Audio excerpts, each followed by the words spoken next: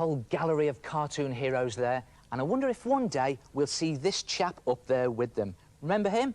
He's our cartoon character that we've been creating over the last couple of weeks. I'm just trying some facial expressions out on him there. That's good. Using the good old tracing paper, just to experiment with. There he is, chatting away there. I think that looks really good. You know, it's quite interesting to compare my cartoon character's head with a real cat's head. Because look, it's nothing like it. They are so different. If you look at my character's eyes, they're close together and they're small, and yet a real cat has got big eyes far apart. And look at that mouth. Really big cheesy grin there, whereas a real cat has only got quite a small mouth.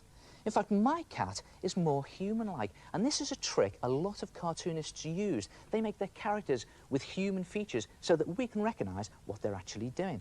So, OK, we've got to give my character a body now, and it will be interesting to see whether or not he suits a real cat's body.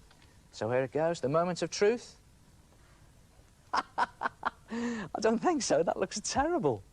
So we're going to have to create his own body. Get rid of that cat's body, that's not going to go anywhere. I think what we'll do then is we'll make his body a bit more human-like. So let's start out with a real long body. See what he looks like? Tall and lanky. Put his feet in there. He's still a cat though, but I'll just make him a bit more human, have him standing up.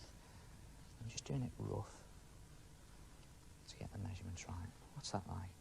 No, he looks a bit like a cat lollipop. OK, what about a short, tubby body? Let's try that. Let's give him a little paunch of a belly there. Let's put his shoulders and his hands behind his back.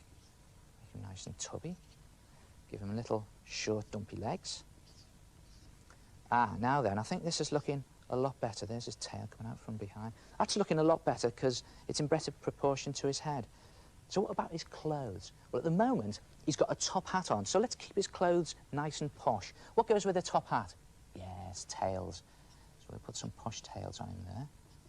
And maybe even a posh waistcoat. Put that on.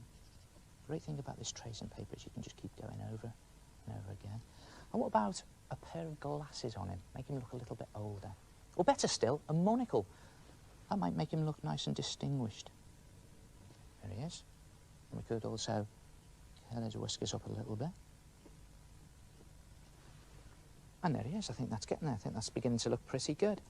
You know, it's amazing when you think about it. Just with the help of a bit of tracing paper and paper, a couple of weeks ago, we started out with the bare bones of a character, just a smile on a sheet of paper. And now, look what we've got. He's almost there, a cat. In fact, I quite like that name, you know, Bones. Bones the cat. I think we've just christened him. Bones the cat it is. Next week, he gets some colour.